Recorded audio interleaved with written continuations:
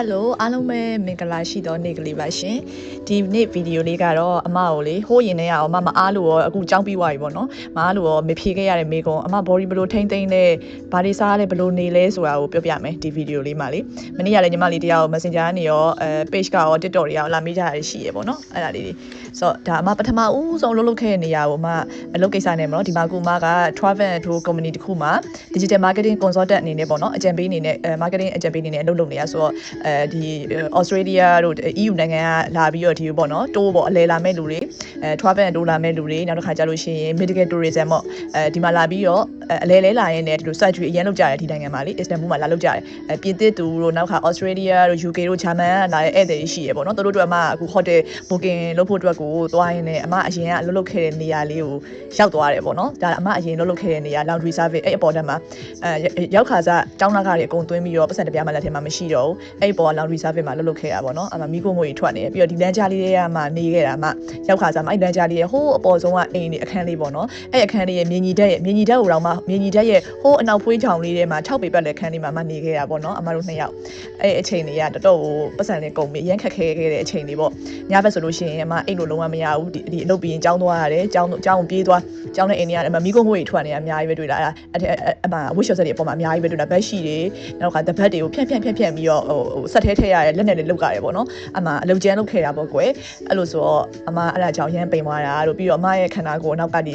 ဘက်ကပေါ့နော်ကြောခုံးဘက်ကဒီမဆယ်တွေလက်တွေကကြွက်သားတွေထွက်နေရဘာကြောင့်လဲဆိုတော့အဲ့ဒီလုပ်ကိုမှ2လလောက်လုပ်ခဲ့တာအလုပ်ကန်ခွင်နဲ့ရောက်ခါစားမှာရှာလို့ဘလို့မှမရဘူးပတ်စံမရှိပြတ်သွားတာရောမရှိတာရောကြောင်းတစ်ဖက်ရောဆိုတော့ညဘက်ကျရင်လုံးဝအိတ်မရဘူးအဲ့လိုလုံးဝမရဘူးလက်ကြီးနှစ်ဖက်ကတန်းပြီးတော့လေအခြားလုပ်လဲရှာဖို့အချိန်မရှိကြောင်းတစ်ဖက်လုပ်တစ်ဖက်နဲ့ဘာလို့မှလေဟို manage လုပ်ဖို့ဟို research လုပ်ဖို့အချိန်မရခဲ့ဘူးပေါ့နော်အဲ့လိုဆိုတော့အဆက်အသွယ်လည်းမရှိဘူးလည်းမရှိဘူးအဓိကပြဿနာ language barrier ပြဿနာပါ culture shock တွေလည်းရှိရပြင်ဟို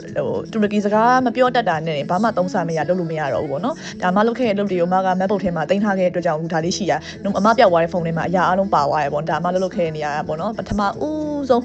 ဆိုဒုတိယပေါ့နော်ပထမတော့စက်ရုံမှာ daily job တွေတွားလုပ်တယ်ဒါအဲ့ hotel နာမည်တွေအမ hotel လုံး50 60လောက်ရှိရအမကူဒီမှတ်မိနေသေးရဲ့အဲ့အရာတွေကိုဆိုတော့အဲ့ hotel တွေကိုတခုအမတွားပြီးကူ reservation တွားလုပ်တာပေါ့နော် UK က